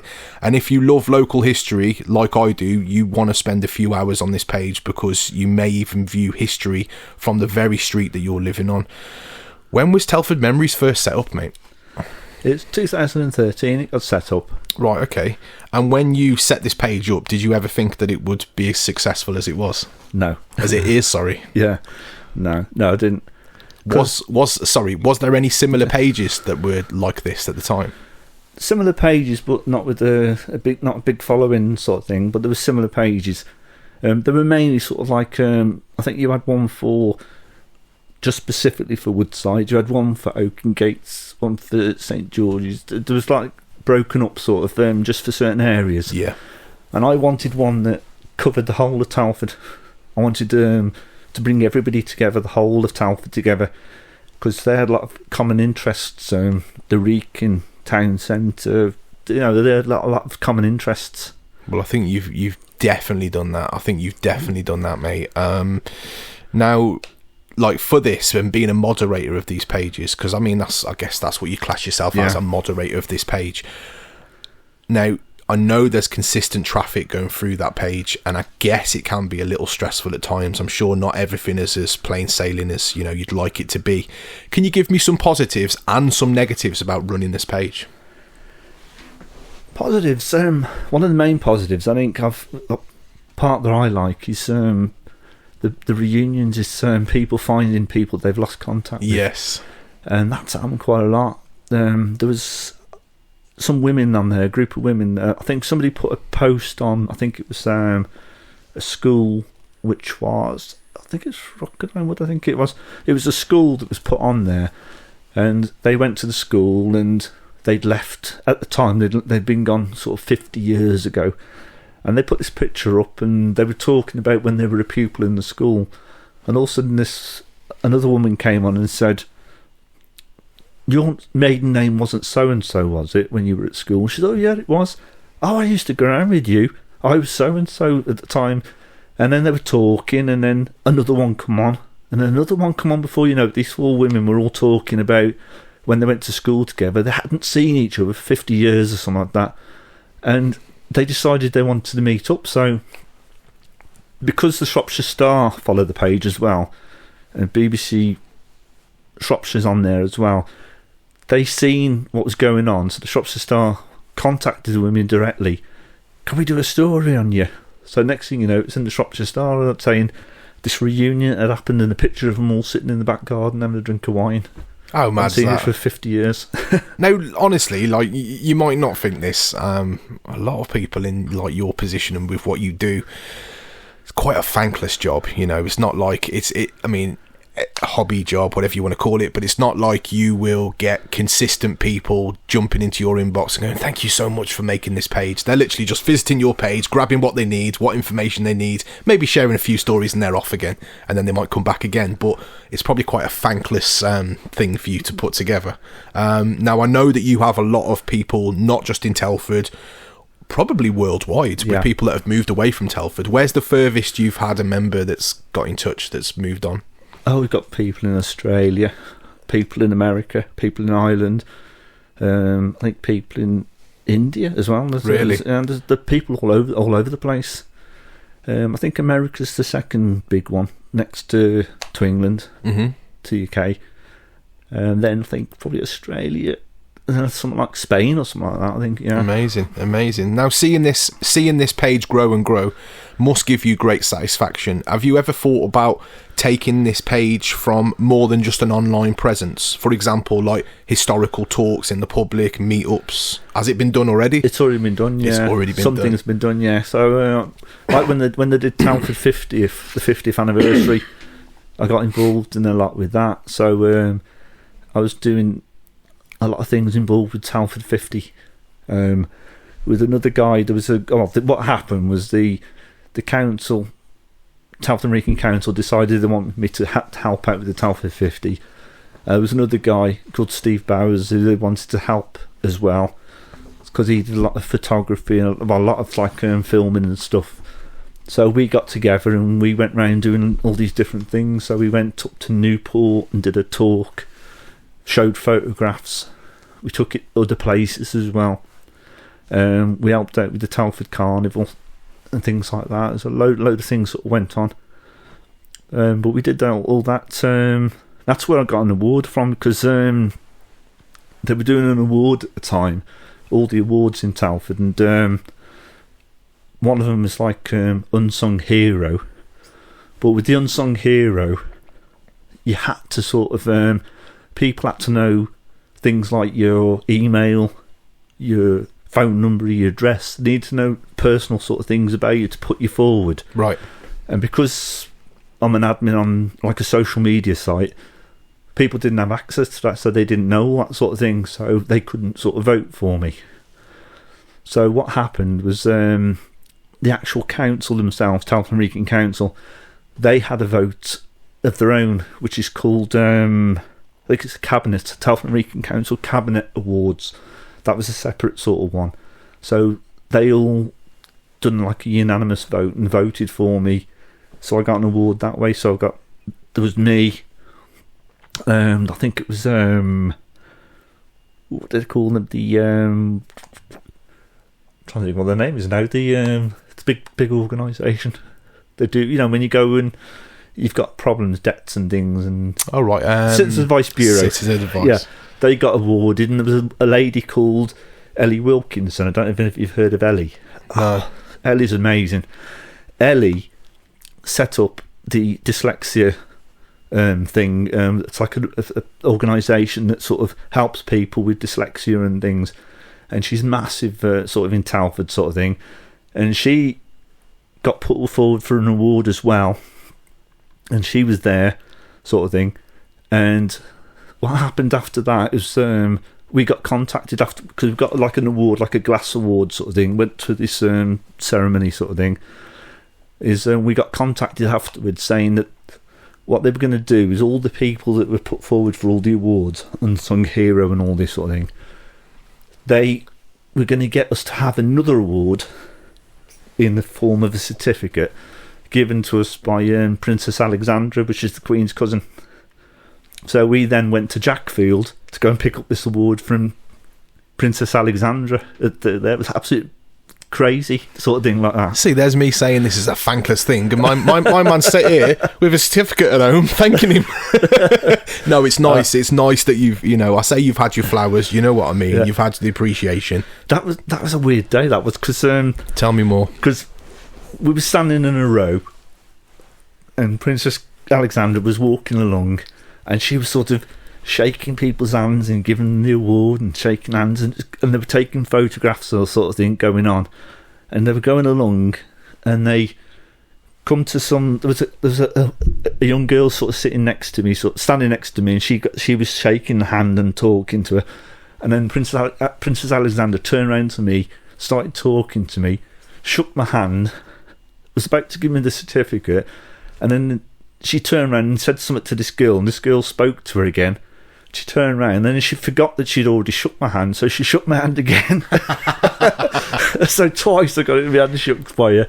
Then she gave me the certificate, but then the camera jammed, so I never got a photograph took of me. I think so. That's never mind. You still got that certificate, mate, which is nice. We had a photograph took afterwards, though, so it was a group sort of photo. Yeah, that's good. That's good. So, where do you see Telford Memories in 5 to 10 years?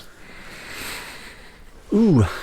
I don't know. It's because I had the 10th anniversary and sort of. You had the 10th anniversary of Telford Memories? 10th anniversary, yeah. That was 2023. This might sound a bit cliche, but did you do anything for it? Well, I was contacted. The Shropshire Star contacted me. So you got a bit of media coverage for it then? That's nice. Yeah, they got me to do a piece on it, sort of thing. Then I was contacted by Shropshire Radio. So I did an interview with Shutzy and that lot, and so we done that sort of thing. So yeah, so it was, we marked the 10th anniversary. So 5 to 10 years, do you think it's just going to grow? And I mean, it is going to grow and grow. Let's face it, it ain't going to go any less in numbers. No. Because it's almost to the extent of, I don't fully know with regards to yourself. Like, if you kind of I know that you drop in with posts quite frequently. But aside from that, you can almost let the public do the talking, because they're the ones that are coming onto your page and posting up things and commenting, which is the algorithms and the traffic are just going and going and going. And I think that's why you've got what you've got today, because that's the way I decided to. My idea was to scour the internet, find as much stuff as I could, and then sort of put the picture on, try and find pictures that nobody's ever seen before, put it on, and then just let people put their memories on. That's what it's all about. It's their memories.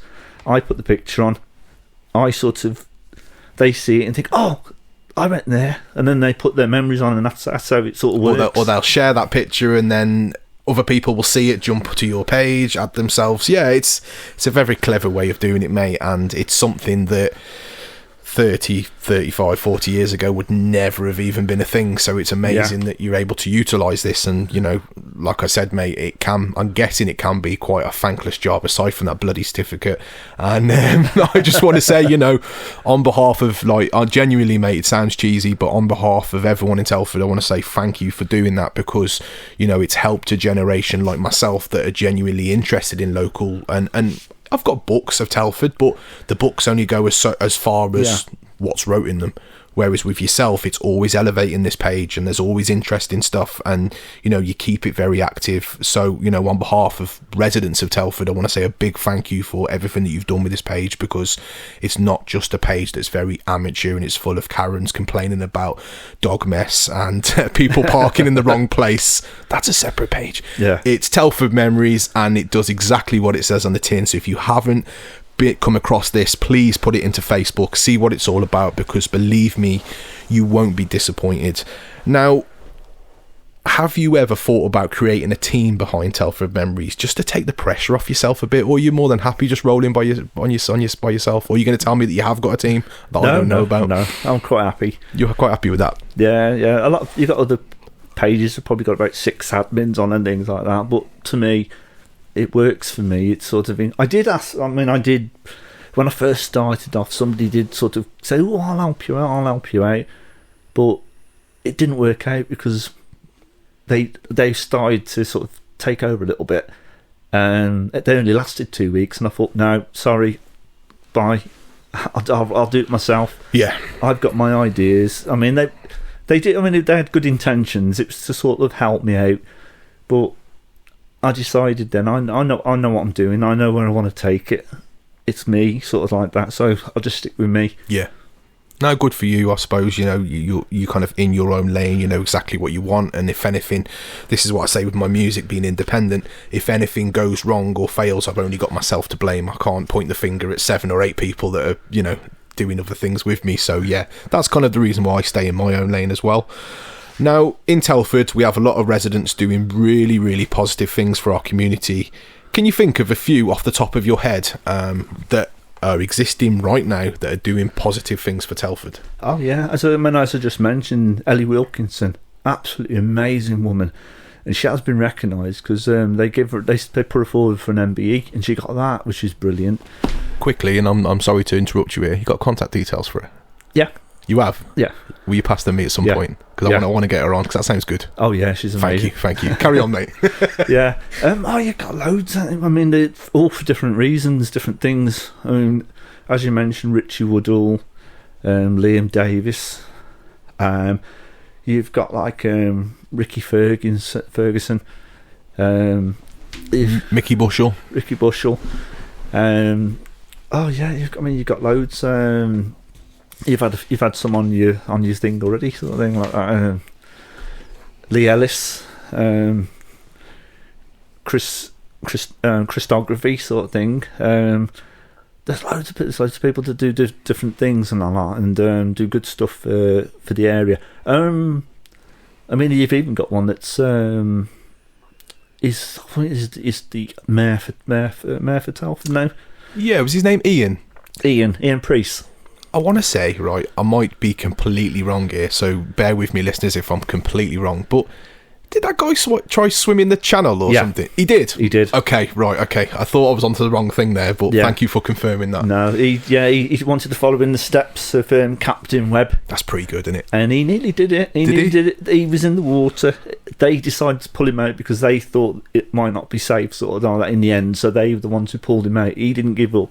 He was going to do it. He seems a very positive lad for the community. Oh, he does. I've never met him, but he seems very positive. He does football team for disabled kids and things like that. He does a load of stuff before he even got into sort of working for the council, something like that. There's a lot of unsung heroes that our community has to offer, and I think it's really important to kind of pay homage to them. Really, like, I think some of my listeners that may reside in Telford, they may be completely unaware that we've had like some quite prolific celebrities in the past that were born and raised in our town.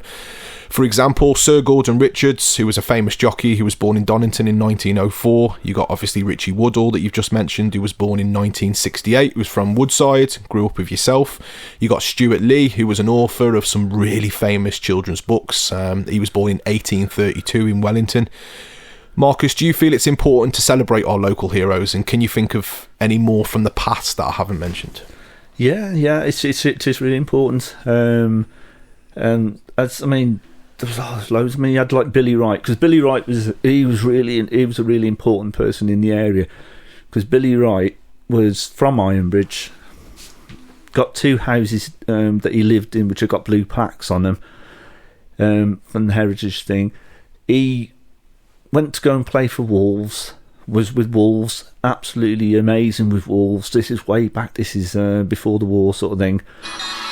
And then he sort of went to work for, he was England, I think he was England captain. He was the first footballer in the world to get 100 caps. He was married, he was married to a very famous singer from a group called the Beverley Sisters. Really? So he was before Posh and Becks. He was the original footballer and singer. Okay, right. So he was the first. He was an amazing. I'm just looking at a bit of. Excuse me, I'm not being rude. I'm just looking at a bit of information on him now. There's a picture of him. Look, he spent his entire career pretty much at Wolverhampton Wanderers, which is cool. Keeping it like local. Passed away in 1994, so not that. No, well, I say not that long ago. We're in 2025 now, but to me that doesn't seem that long ago. The 90s. Born in place of birth, Ironbridge, and Yeah, I mean, everything you're saying spot on. I was just looking if there was any extra bit of information to pass on, really. Well, his wife was part of the Beverley sisters, and they were big. Yeah, I've heard the Beverley sisters. They were big. Yeah. He was educated at Madeley Wood Methodist School and Madeley Modern School, playing in the teams of both schools. Born at 33 Belmont Road, Ironbridge. So I guess that's where one of the plaques are. One of the plaques are, yeah. That's cool. International career, England, 100 caps. That's amazing. Yeah, that's really cool. There's also Danny Guthrie, who's a local Donington lad. He played at various teams. I'm not going to sit here and name every team, so I'll probably get 9 or 10 of them wrong. But he's a professional footballer. I'm trying to think of anyone else. Johnny Hancock's. Yeah, of course. I also seen I might get this wrong. I also seen a post on Telford Memories. There's some sort of like connection with Alan Carr and Telford. Yeah, I think there is. I mean, there is. I mean, his dad was a footballer. I'm sure his dad had something to do with Telford United. Yeah. I'm sure he did. Could have done. I mean, another weird thing is when I was at school, I went to Abram Darby School. Our games teacher was friends with Jeff Hurst. Oh, really? So he got Jeff Hurst to come into the school and take us for a game of football. Wow. That happened twice, that did. We didn't really know the importance of him at the time, but we do now. That's crazy. Yeah. So Alan Carr, father of comedian Alan Carr. Yeah, so Graham Carr was his dad. Yeah. And he played football for Telford United.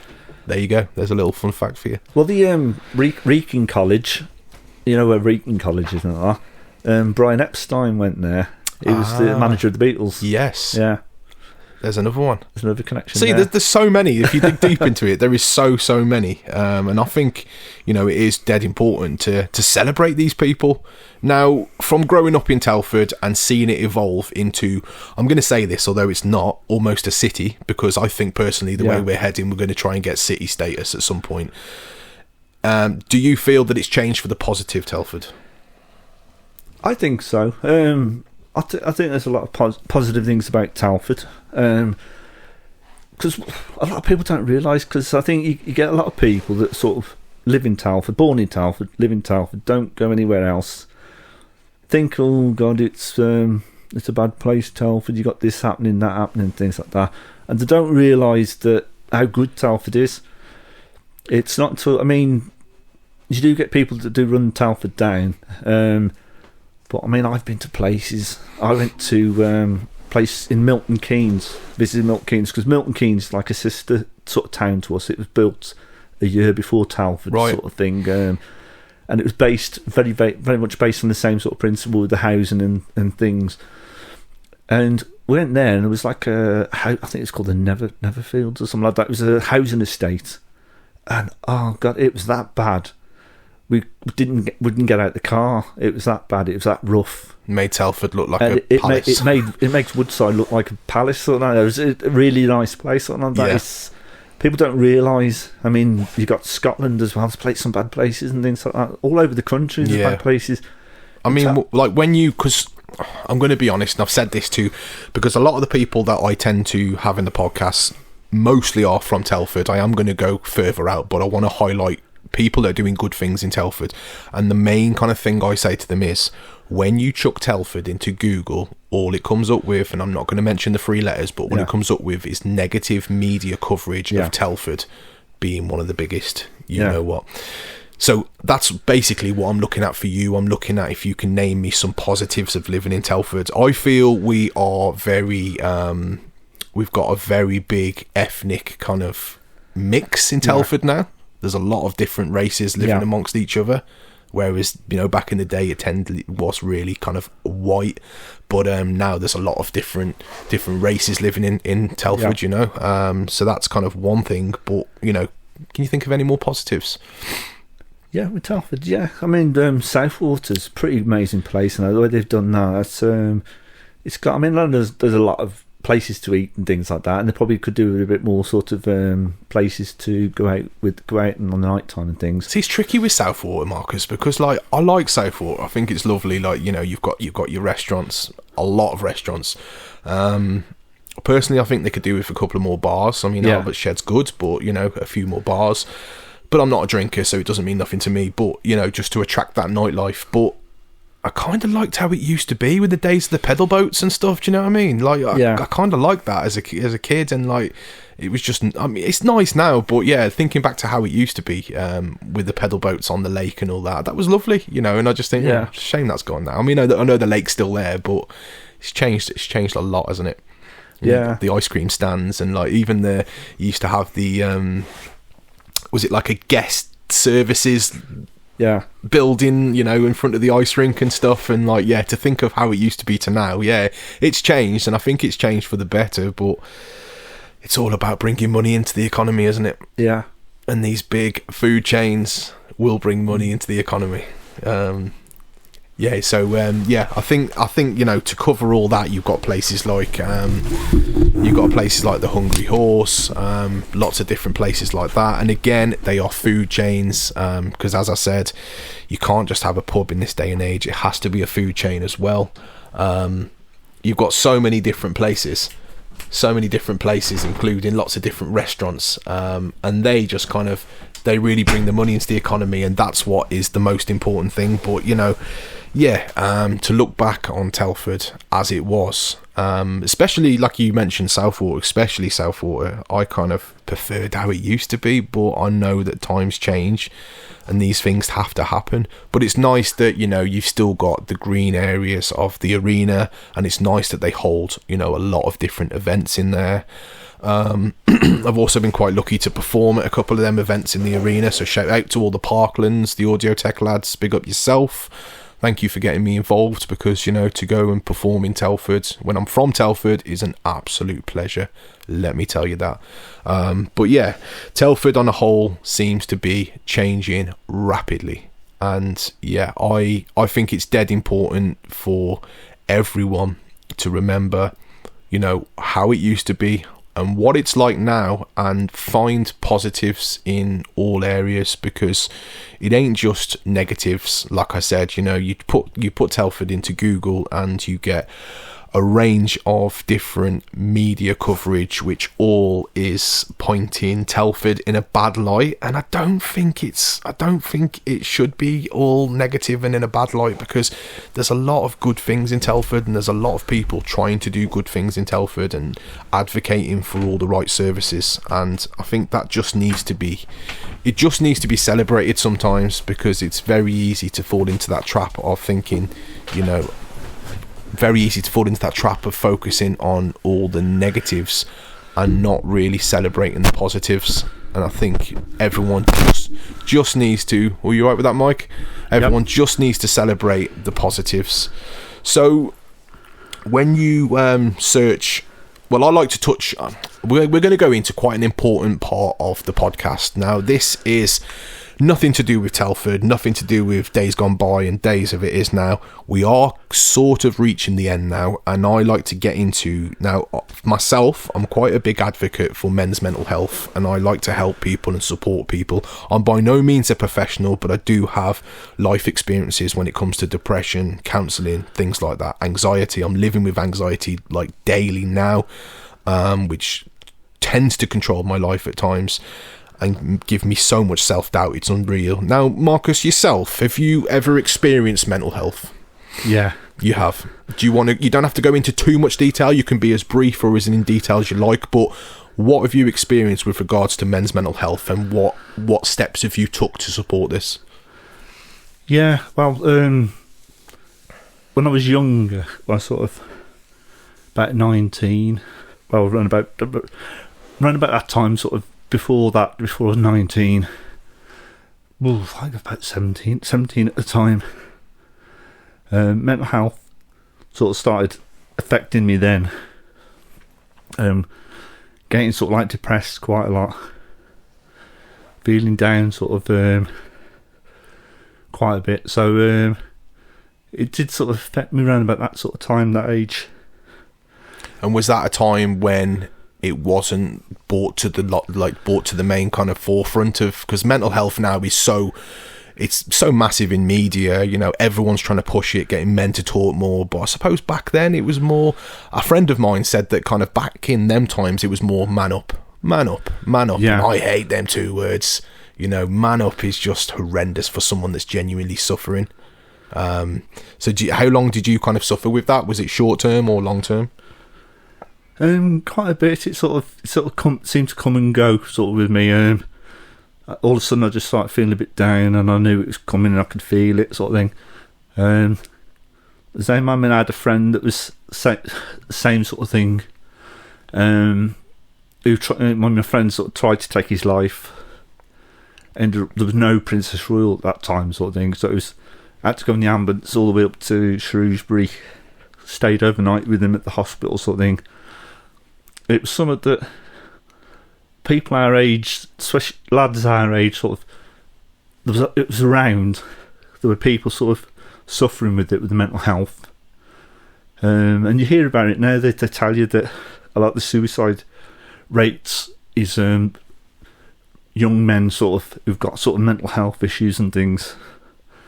But I mean, it's only sort of recently sort of where people have started being a bit more sort of a lot more round about it, a lot more people talking about it and trying to get people to talk, and you see it on social media as well, and it's improved quite a lot from what it was, but it's still something that needs to be put out there.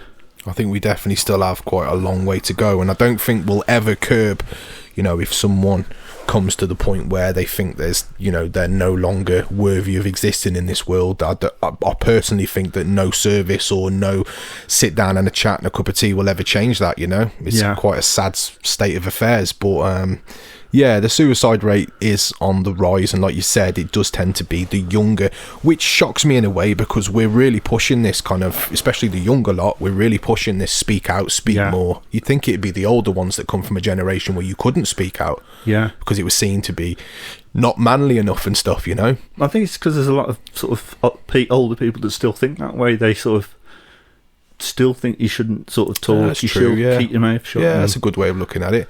So let me just touch on this last one. If there's any of my listeners who are struggling right now, what advice would you give them?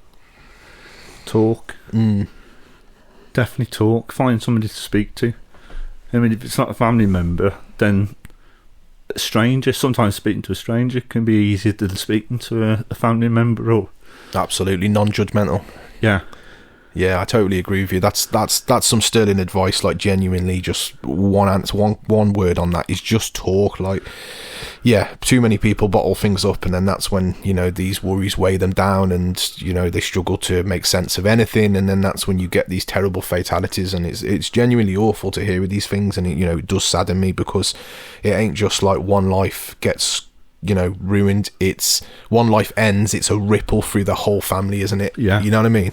That's someone's son, that's someone's brother, and so on and so forth. But I think if anyone, my listeners that are struggling, that can take anything away from this podcast and any previous podcast, and it's just to talk more, like Marcus said, even if it isn't someone that you genuinely know, sometimes a stranger can make all the difference when you need to open up, because they're a non-judgmental ear.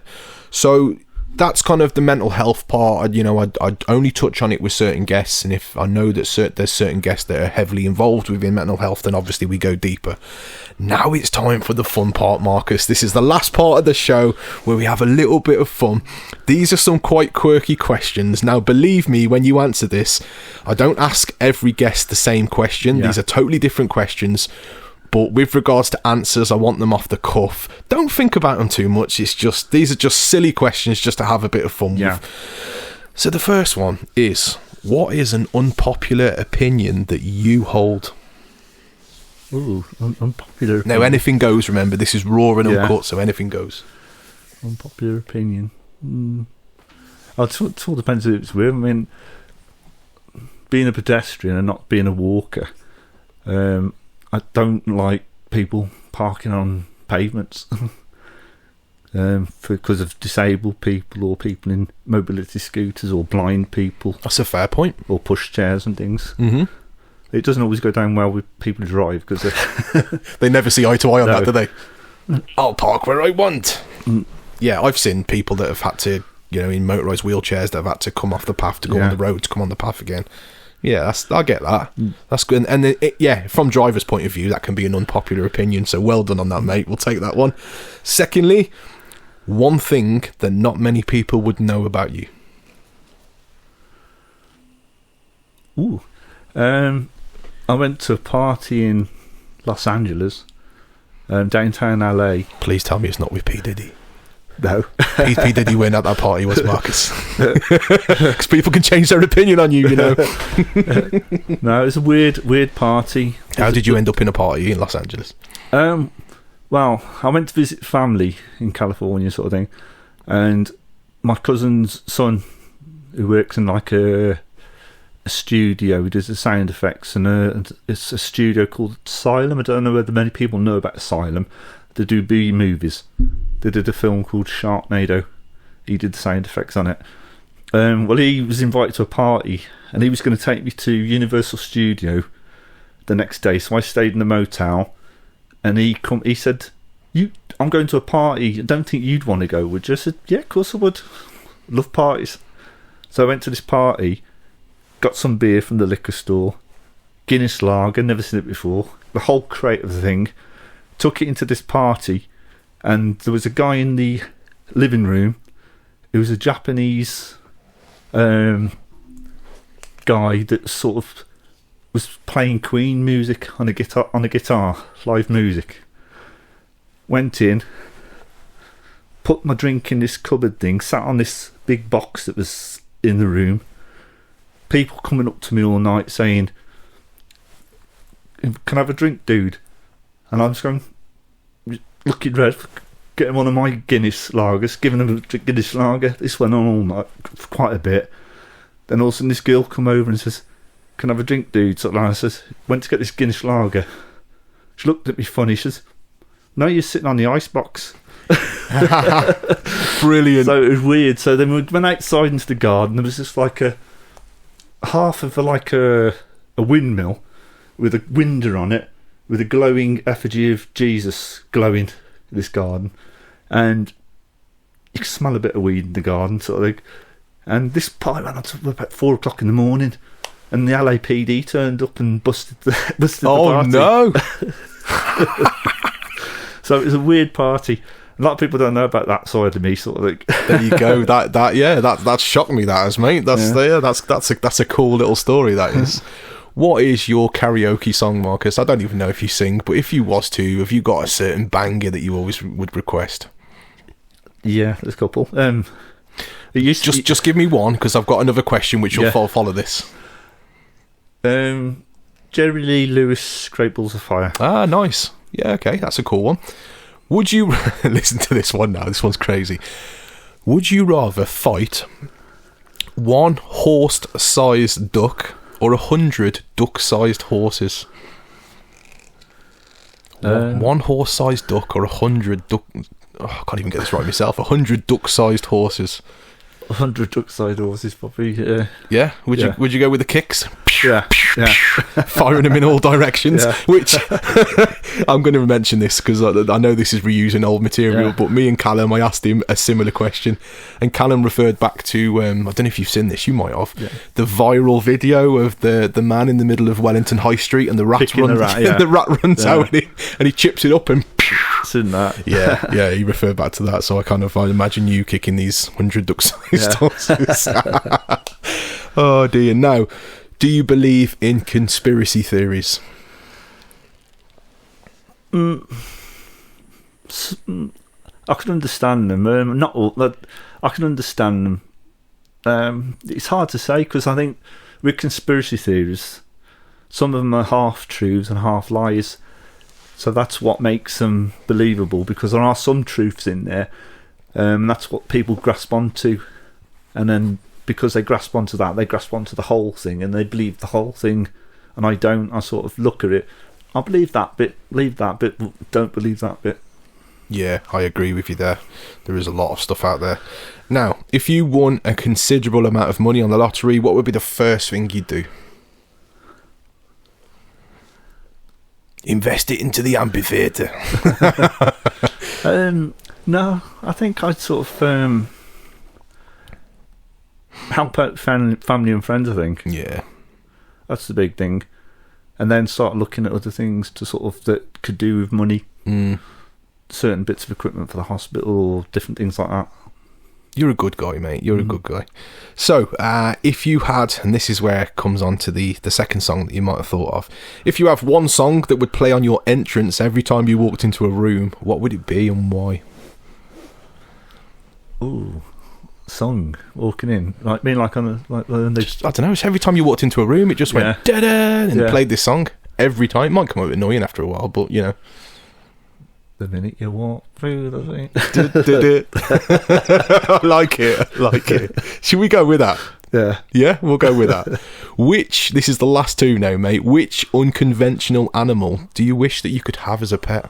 Or are you a guy that just doesn't do pets? I had a dog. I had a dog that used to follow me everywhere when I was a kid.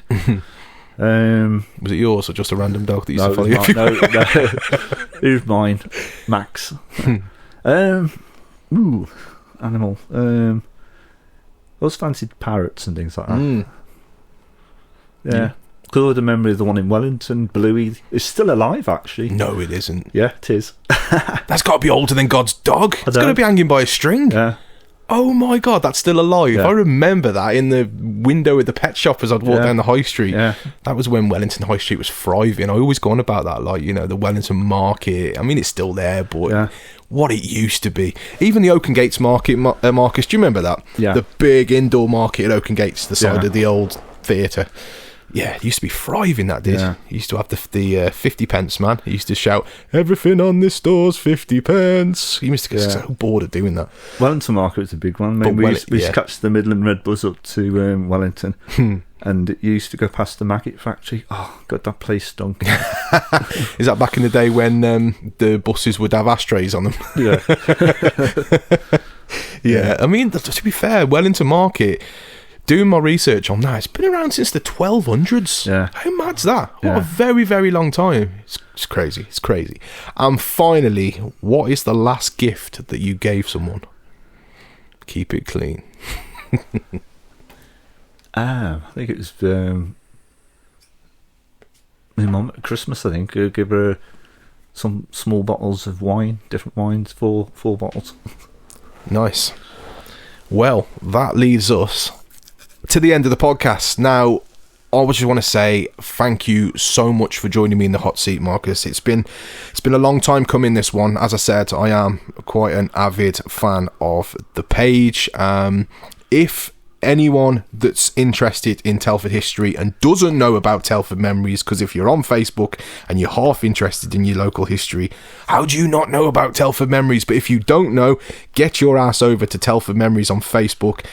Be a part of the community and, you know, see what everyone posts, because I'm guarantee you there's going to be something that, you know, you'd remember or family would remember. And another important thing is, like, if you've got elderly, like a nan, a granddad, I'm talking of people that are, you know, are like my age and maybe even younger, a nan or a granddad, and they don't know of Telford Memories, sit with them, get your phone out, sit with them and show them this page, because I guarantee you, you know, they'll also be able to tell you some stories. And that's the biggest thing I always say. I don't have my nan and granddad in this life no more. And, you know, my nan died when I was quite young, but I had my granddad to a very good age, and I feel blessed that I sat with him and I learned his stories. And that's one thing I will say to my listeners. If you are lucky enough to have your grandparents in this life, learn their stories, sit with them, listen to their stories of, you know, how they come to be where they are today, because that's your history, and once they're gone, you'll never get them stories. But anyway, that was going off the radar. Marcus, thank you so much for joining me. To all the listeners, like, share and subscribe, all the good stuff. I'm really trying to get this platform lifted, so if you can like, share and subscribe, I'd really appreciate it. Mainly to my Spotify, because this podcast goes out across Spotify and YouTube. You guys are adding yourself to the YouTube, which is brilliant, but it's the Spotify that I really need to get lifted. So as much as the streams are going well, can you please follow the Spotify too? That'd be great, under Dribbz_artist. Thank you so much to everyone for listening. Ladies and gentlemen, welcome to the Dribbz Talks podcast. We're bringing it to you real, raw and uncut. A safe place where we can talk about anything and everything. So like, share and subscribe. But most importantly, Keep it locked.